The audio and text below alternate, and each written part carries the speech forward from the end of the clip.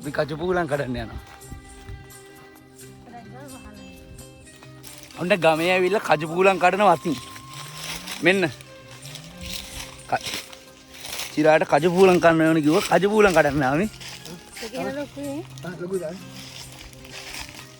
මෙන්න පේනවද? ගමේ එන්න ඕනේ මේ වගේ කජු පූලම් කන්න මේ. මේ බා. තනි වීරේනවා මෙන්න.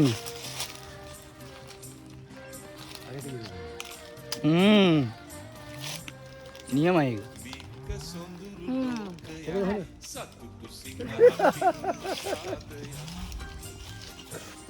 රසයිද?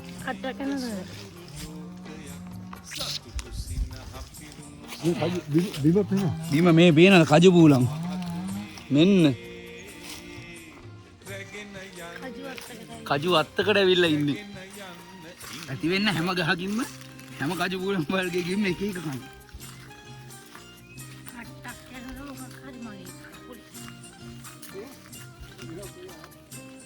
මේ පේනවද?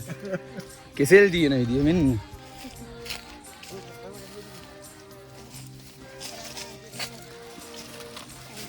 මෙහෙම කෙහෙල් කනවා තියෙන කවුද කියන ගහෙන් කෙහෙල් ගෙඩිය කඩාගෙන.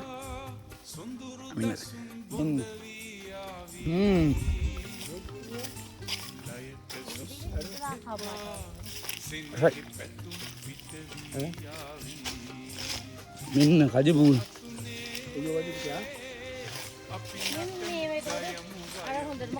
කජු පූලම්. මේකිනුත් ටිකක් තියාගන්න. මේක තමයි හොඳටම කලුණාට. නෑ ඔය පාටනේ. මේ වගේ ඉදුණාට පස්සේ අල්ලනකොටම වැටෙනවා ලොකු තාත්තනේ. කජු පූලම් ගෙඩිය මේ ඉදිලා තියෙනවනම් හොඳට මේ අල්ලපු ගමන් වැටෙනවා මේ. දැක්කනේ අත තිබ්බ ගමන් වැටෙනවා. ඉදිලා තියෙන්නේ. කොහමද? සබඩු.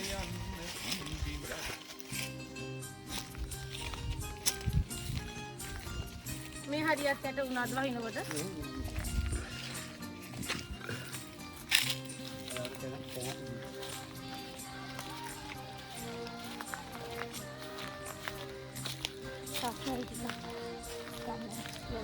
දැන් නම් ඇදලා උදාට කජු පූලම් නේ.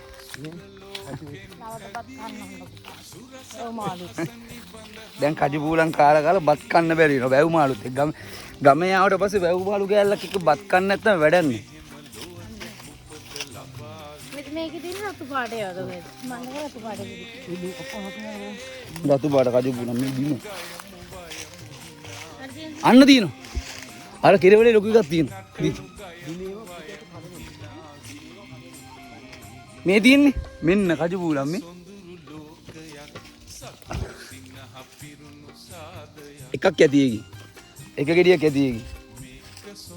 යන් මං එක අතේ තියාගන්න. අම්මගේ හිම්ම කජු පූලම් එක එක කඩා ගත්තා.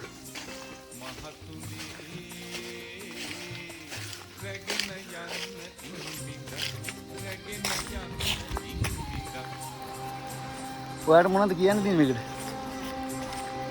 ලයික් කරන්න කමෙන්ට් කරන්න එහෙම මොකුත් නෑ. ලයික් කරන්න කමෙන්ට් කරන්න ෂෙයා කරන්න. අපි වෙන කාලෙක වෙන වීඩියෝ එකක් බ්ලොග් එකක් දානවා. රස්නේ තමයි තියෙන්නේ මේ පැත්තේ.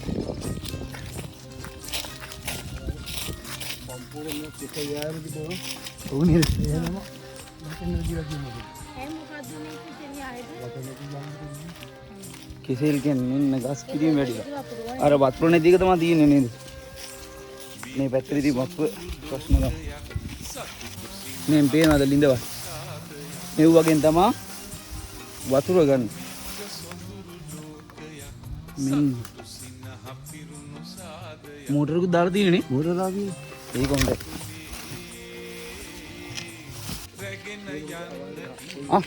මේ කලගන්න මේක ගිඩි කඩා ගන්න මම ආපු එක.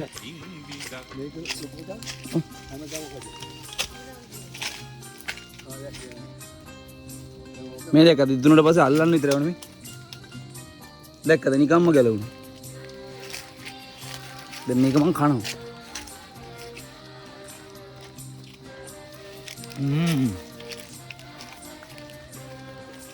මේ කජු වල කහට ගතියක් තියෙනවා.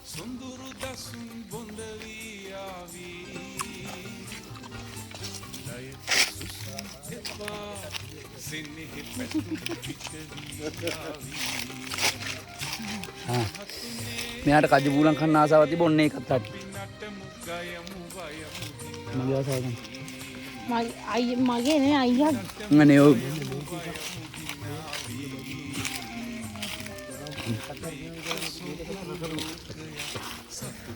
මේ රස්නේ. කජු බූලන් වත්තකට තමයි ආවේ. මේ ආයම තියෙන්නේ කජු බූලන්.